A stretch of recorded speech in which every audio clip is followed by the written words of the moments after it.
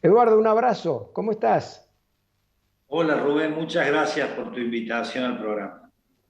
No, por favor, un gusto. Decime, Eduardo, así como para comenzar a charlar un rato, ¿cómo ves la situación general del país?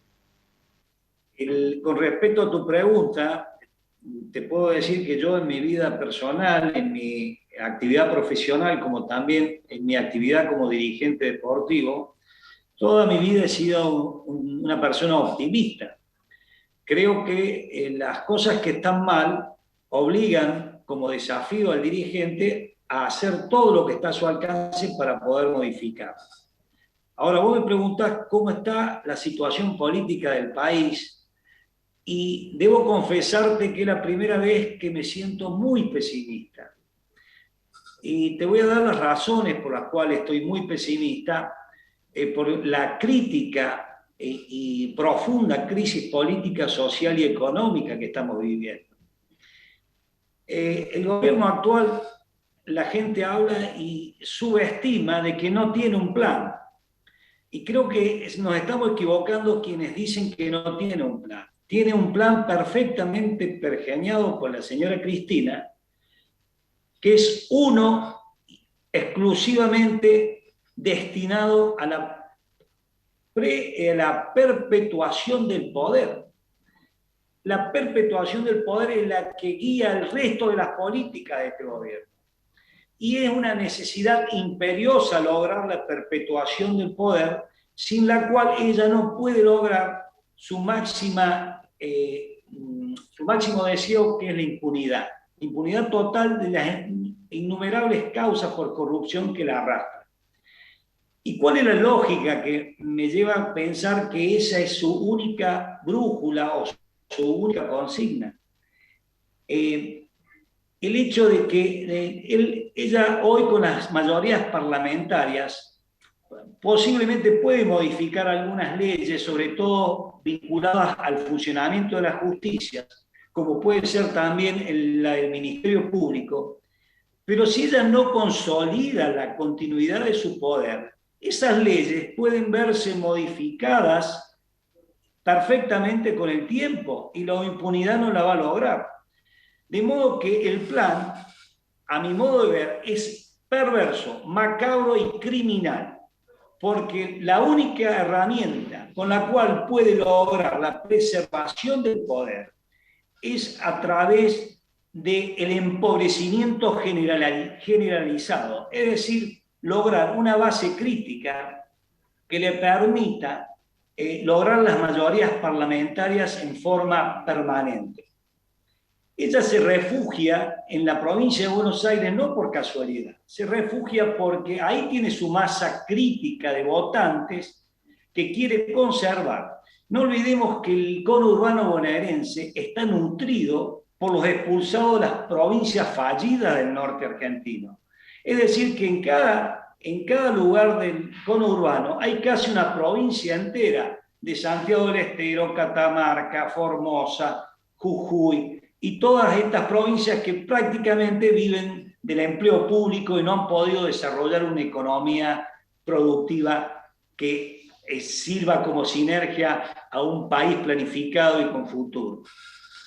Ahora bien,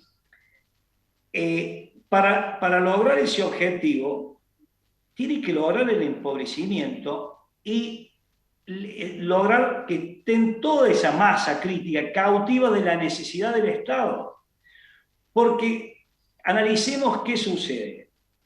Es imposible, dada la situación crítica de este país, poder lograr que la gente, lograr bienestar en la gente, ni en el mediano plazo, va a ser en el largo plazo a través de una gran política, cosa que no le dan los tiempos. Entonces, si ella no reforma la Constitución, tiene el alto riesgo porque necesita una base crítica para poder tener las mayorías que le permitan la perpetuidad en el poder. Para eso tiene que empobrecerlo y tenerlos cautivos. Por eso que es cruel y criminal la planificación que tiene, porque es la herramienta más fácil y en el menor tiempo posible para lograr su objetivo. El camino directo a Venezuela, no hay otra solución. no va a haber mejora de este país que permita a ella sostener el poder. La mejora del poder no va a venir, no le va a permitir a ella, porque no va a haber mejora en estas condiciones, y menos con las políticas horrorosas que llevan adelante. De manera que lo criminal es que el empobrecimiento es un plan pergeñado. La ignorancia y la necesidad del ignorante funcional para tener ese voto cautivo es un plan irremediable. Por eso, le importa nada arreglar con el Fondo Monetario, le importa nada cómo marcha la economía, le importa nada las políticas que se discuten en los medios todos los días. El único propósito y toda su acción está destinada a lograr conservar esa masa crítica y los va a mandar a toda la mayor cantidad posible de la población a la pobreza y a la necesidad y dependencia absoluta del Estado. Con eso ella puede lograr. Está bien. O sea que el modelo es Formosa, Eduardo, de acuerdo a lo que estás diciendo vos. Ineludiblemente Formosa. Es el modelo, claro, porque no le dan los tiempos para hacer una gran política nacional que le dé bienestar a una masa crítica que le permita seguir votándola. No, porque además, la única masa crítica la logra con el empobrecimiento. Claro, además esa masa crítica, el mismo día que comience a pensar y a razonar como corresponde, no la vota nunca más, porque no, una persona que racionalice su toma de decisión electoral no vota a un populista, al contrario, vota a alguien que promueva las inversiones y haga crecer el país. Pero te quiero hacer otra pregunta, Eduardo, que en los países normales, desarrollados, existe un oficialismo y existe una oposición. Vamos a tomar, por ejemplo, en Estados Unidos, demócratas y republicanos han generado una alternancia histórica, lo que ha hecho crecer al país de una manera extraordinaria. Gobiernan unos, están los otros reforzándose y armándose bien. Ahora, uno mira la oposición en Argentina y hoy, a mí me da la sensación, vos tenés mejor opinión que yo, me da la sensación de que una cueva de gatos se están peleando como locos y yo no sé cómo llegan ahora a septiembre y noviembre en las próximas elecciones, pero hay enfrentamientos internos. ¿Cómo estás viendo vos a la oposición? La oposición muy floja. No ha sabido, cuando le tocó gobernar en su momento con Macri, resolver los problemas graves de este país. Hay que reconocer que el gobierno de Macri elevó o fue más respetuoso del sistema republicano y elevó el umbral en el cuidado de las instituciones de la República. Pero fue cobarde en la situación económica, en el manejo de la economía. No pudo modificar ni cambiar nada la estructura productiva que estaba establecida desde hace mucho. Yo creo que tiene una lógica porque son parte también del problema. Yo quiero hacer una pequeña reflexión acerca del cuestionamiento del sistema democrático. Podemos tomar, yo no sé si me estás escuchando bien, Rubén. Sí, sí, perfecto, adelante. Sí, bueno, sí, podemos tomar desde el 83 en adelante, cuando los famosos discursos de Alfonsín hablaba con la democracia se cura, se come y se educa.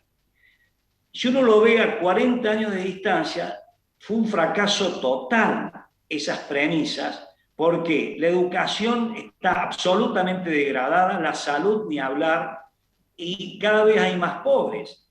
Entonces, si uno analiza subjetivamente de que la democracia no ha sido un sistema que permitió la mejora y el bienestar de los argentinos, sería un error gravísimo pensar que el sistema democrático, republicano y federal no logró eso. El sistema no tuvo nada que ver con el fracaso. Y te voy a decir por qué. Aparente, espera, Eduardo, hace un pequeño paréntesis porque me avisan del control central que nos quedan escasos 2 minutos. Y a mí me gustaría, en estos 2 minutos finales que nos queda para este bloque, que vos me dijeras si tenés alguna idea, cuál podría ser un plan de salida de esta situación que tiene el país. En primer lugar, yo creo que el problema más grave que tiene la Argentina que venía a colación de lo que pretendía decirte, es la corrupción. Cuando pasó a ser un medio de salvación personal de ellos y sus parientes, hasta de sus amantes que meten en la administración pública, que tenemos que sostener nosotros los contribuyentes, hasta esa impudicia existe, ha degradado toda la institucionalidad. Y entonces la única forma de que la corrupción perdure es tener impunidad. Y ese es el ataque feroz en la cooptación del sistema judicial. Si esa lógica no se modifica, es imposible lograr salir de este esquema de corrupción que atraviesa todo el tejido social. Hoy en día, toda la estructura de la sociedad, de una u otra manera, por falta de ejemplaridad, es corrupta. Me decía un cliente hace muchos años, acá en Argentina todos roban de acuerdo a la escala que puedan robar. El que tiene un maxi kiosco roba por lo que puede robar como en el maxi kiosco. Y el que tiene un banco roba en la escala de robar un banco. Todo eso está naturalizado por la falta de valores, la falta de ejemplaridad. El primer punto, sin duda, para arrancar y poner un país adelante, es que la dirigencia deje de ser la gran beneficiaria. Esta casta política se ha transformado en una oligarquía que pretende manejar la igualdad entre pobres, pero ellos siendo dirigentes que viven como burgueses capitalistas.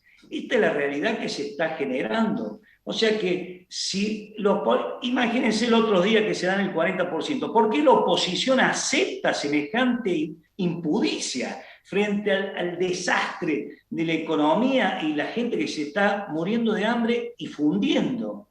A ver, ¿con qué autoridad moral ellos quieren cambiar algo? Es decir, que el problema es de la casta política que se ha transformado en la principal beneficiaria de un sistema que no quieren cambiar. Eduardo. Y para eso necesitas acuerdos programáticos para terminar. Sí. Eduardo, ¿me escuchás? ¿Escuchás, escucho Eduardo? Bien. Sí. Sí. Para breve, al final, decime cuál sería la salida para vos.